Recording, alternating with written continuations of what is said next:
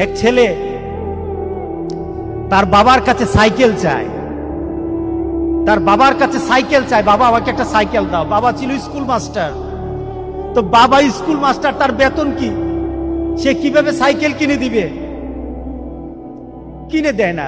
ছেলেও নাসুর বান্দা, সাইকেল চাই কিনে দেয় না, সাইকেল চাই কিনে দেয় না। একবার ছেলে বাবাকে বলল, বাবা আমাকে সাইকেলটা কিনে দাও না।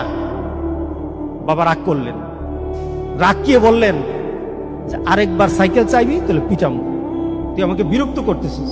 কি বলেন, আমরা বিরক্ত হই না মাঝে মাঝে? সন্তান যদি বেশি আমার ক্ষমতার বাইরে যদি সন্তান কিছু চায় তাহলে আমরা বিরক্ত হয়ে যাই।